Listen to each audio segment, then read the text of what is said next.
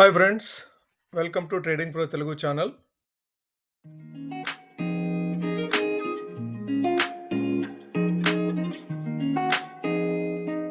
Good evening friends, welcome to post market analysis. మనం Monday చేసుకున్న వీడియోలో మనం ఒక పాయింట్ డిస్కస్ చేసుకున్నాము. లాస్ట్ 1 year నుంచి నిఫ్టీ రిటర్న్స్ అనేది నథింగ్, 99 పాయింట్స్ మాత్రమే, అంటే 0.4% రిటర్న్స్ మాత్రమే ఉన్నాయి. ఇది నథింగ్ కంపారిటివ్ అదర్ అసెట్స్ అని చెప్పేసి మాట్లాడుకోవడం జరిగింది. అయితే జస్ట్ 3 daysలోనే మీరు 2.4%, 614 పాయింట్స్ రిటర్న్స్ లాస్ట్ 2 daysలో, ఎస్పెషల్లీ నిన్న ఈరోజు. సో ఈరోజు అయితే ఏకంగా 260 పాయింట్లు పాజిటివ్గా మూవ్ అయింది. నిన్నైతే 180 పాయింట్లు పాజిటివ్గా మూవ్ అయింది. ఈరోజు ఒక్కరోజే 260 పాయింట్లు, మోర్ దెన్ 1.03% పాజిటివ్గా మూవ్ అయింది నిఫ్టీ. అసలు ఏం జరిగింది మార్కెట్లో, ఏం జరిగింది? సో ఎటువంటి న్యూస్ మూలంగా మన మార్కెట్లు గత 2 రోజుల నుంచి పెరుగుతున్నాయో తెలుసుకుందాం ఈ వీడియోలో. ఓకే, మనం వీడియోలోకి వెళ్తే కనుక, సో ఈరోజు అక్రాస్ అన్ని సెక్టార్స్, మీరు ఐటీ తప్ప, ఐటీ సెక్టారే ఈరోజు కాస్త స్లైట్గా అది పాజిటివ్గా మూవ్ అయింది, కానీ బట్ స్లైట్ పాజిటివ్గా. మీరు బ్యాంకింగ్ చూస్తే 622 పాయింట్స్, మోర్ దెన్ 1%, అంటే 1.1% ఈరోజు పాజిటివ్గా బ్యాంకింగ్ సెక్టార్ మూవ్ అయితే, ఐటీ విషయానికి వస్తే 0.37%, అంటే జస్ట్ 129 పాయింట్స్. అన్ని సెక్టార్స్ పాజిటివ్గా ఉన్నాయి కాబట్టి ఈరోజు ఐటీ సెక్టార్ పాజిటివ్గా ఉందనుకోవచ్చు. అదర్వైజ్ ఏదన్నా నెగిటివ్గా మూవ్ అయి ఉంటే ఈరోజు హెవీగా నిఫ్టీ ఐటీ స్టాక్స్ మొత్తం ఈరోజు నెగిటివ్గా మూవ్ అయి ఉండేవి. అయితే ఎఫ్ఎంసీజీ చూస్తే మీరు 2.0% ఈరోజు పాజిటివ్గా 1100 పాయింట్స్ ఈరోజు ఎఫ్ఎంసీజీ సెక్టార్ ఒకటే మూవ్ అయింది. ఓకే, సో ఇంత వైబ్రెంట్గా మూవ్ అయింది మనకి ఈరోజు నిఫ్టీ కానీ సెన్సెక్స్ కానీ. కాకపోతే మన పోర్ట్ఫోలియోలో ఉన్న స్టాక్స్ మాత్రము అంత పాజిటివ్గా, ఏదైతే ఇండెక్సెస్ మూవ్ అయినాయో అంత పాజిటివ్గా వైబ్రెంట్గా మాత్రము మన పోర్ట్ఫోలియోస్ మాత్రం మూవ్ కాలేదు. మీరు స్మాల్ క్యాప్ ఇండెక్స్ కానీ మిడ్ క్యాప్ ఇండెక్స్ కానీ, స్పెషల్గా మీరు మిడ్ క్యాప్ ఇండెక్స్ చూసారంటే జస్ట్ 134 పాయింట్స్ మాత్రమే. అంటే కాకపోతే మన నిఫ్టీ మాత్రము 260 పాయింట్స్ పాజిటివ్గా మూవ్ అయితే, మిడ్ క్యాప్ స్టాక్స్ మాత్రము 134 పాయింట్స్ మాత్రమే మూవ్ అయినాయి. అది 46,000 ఉండ మిడ్ క్యాప్ ఇండెక్స్ 134 పాయింట్స్, 25,000 ఉండ నిఫ్టీ మాత్రము 260 పాయింట్స్. సో ఆ కన్వర్జెన్స్ చూడండి. సో మిడ్ క్యాప్ స్టాక్స్ అనేది అంత పాజిటివ్గా మూవ్ అవ్వలేదు. సో ఓవరాల్గా బ్రెడ్త్ అనేది కాస్త పాజిటివ్గా టర్న్ అయింది. నిన్నైతే మిడ్ క్యాప్ స్మాల్ క్యాప్ పాజిటివ్గా మూవ్ అయినాయి.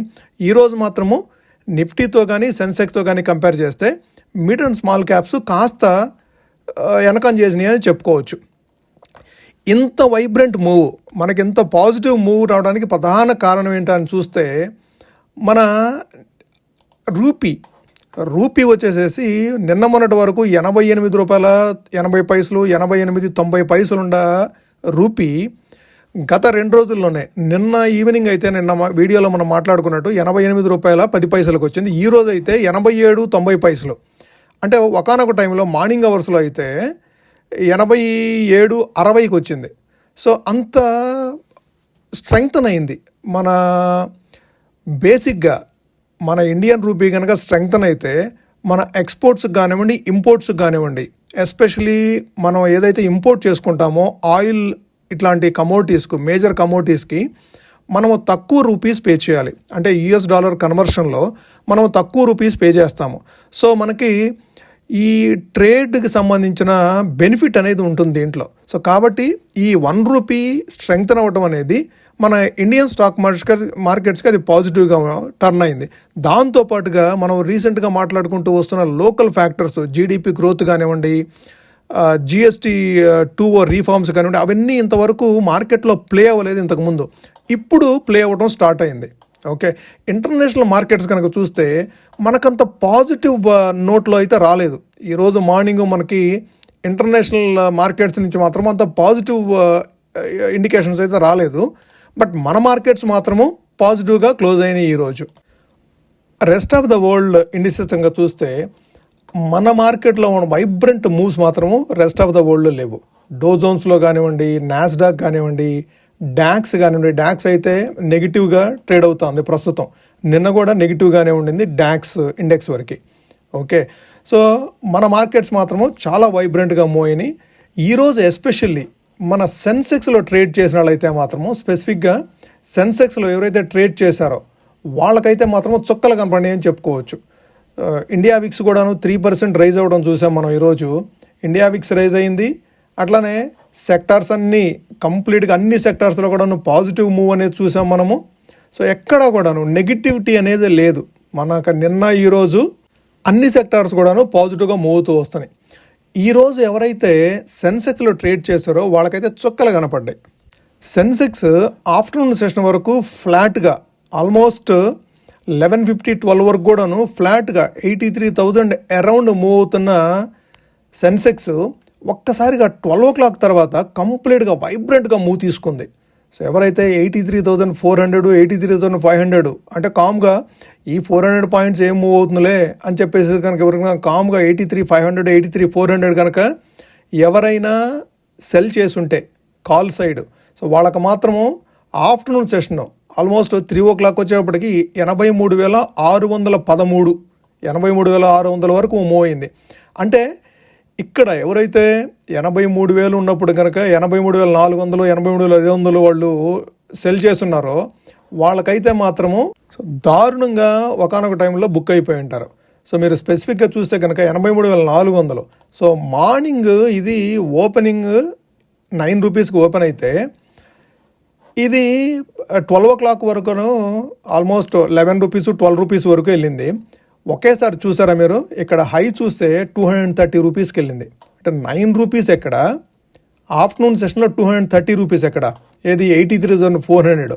అది 83,500 కూడాను ఆల్మోస్ట్ మీకు ఇక్కడ క్లోజింగ్ 5 పైసాలో క్లోజ్ అయింది. కానీ 7 రూపీస్లో మార్నింగ్ 7 రూపీస్లో ఓపెన్ అయింది, 55 రూపీస్ వరకు వెళ్ళింది. ఓకే, సో అంత వైబ్రెంట్గా సెన్సెక్స్ కానీ నిఫ్టీ కానీ ఈరోజు మూవ్ అయినాయి. ఓకే, సో ఈ విధంగా మార్కెట్స్ కనుక ఈ విధంగా వైబ్రెంట్గా మూవ్ అవుతూ ఉంటే ఆప్షన్ ట్రేడర్స్కి మాత్రం కొద్దిగా టఫ్ టైం ఏముందని చెప్పుకోవచ్చు.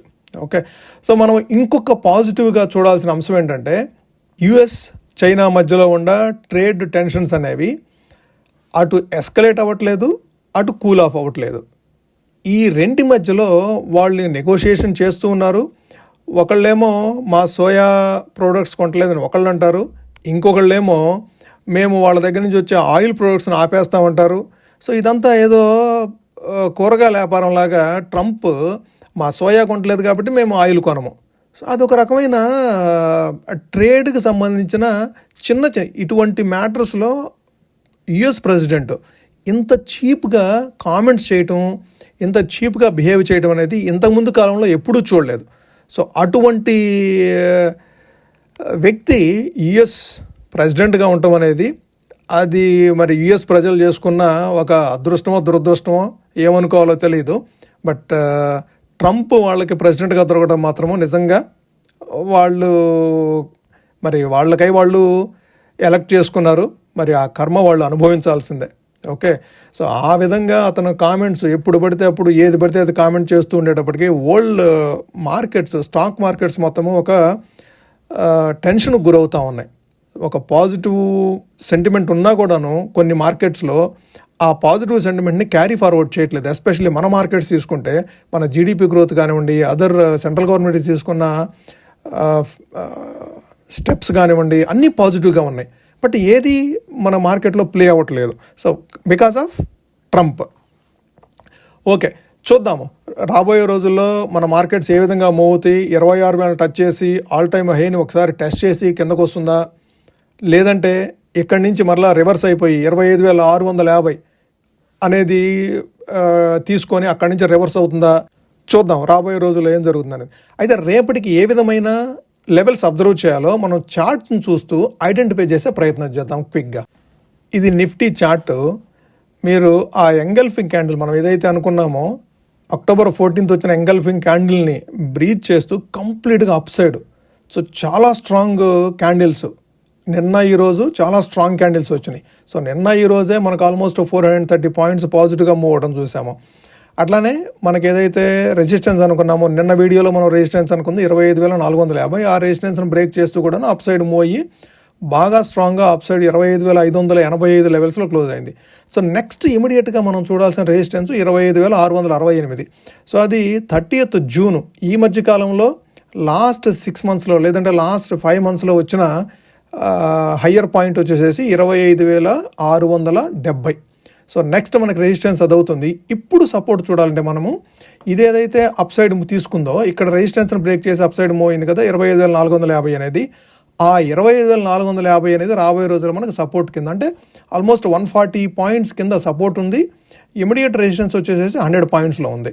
ఓకే, సో ఇది మనం అబ్జర్వ్ చేయాల్సింది. 25,670 higher side, 25,450 lower side. Okay, so ఇది ఫ్రెండ్స్ ఈరోజు వీడియో. మీకు నచ్చినట్టయితే లైక్ చేయండి. అట్లానే ఈ వీడియో మీ ఫ్రెండ్స్కి కానీ కొలీగ్స్కి కానీ రిలేటివ్స్కి కానీ యూస్ఫుల్ అవుతుంది అనుకుంటే షేర్ చేయండి. అట్లానే ఇప్పటివరకు మీరు ఛానల్ని సబ్స్క్రైబ్ చేయకుండా చూసినట్టయితే సబ్స్క్రైబ్ చేసి మమ్మల్ని ఎంకరేజ్ చేయండి ఫ్రెండ్స్. Thank you.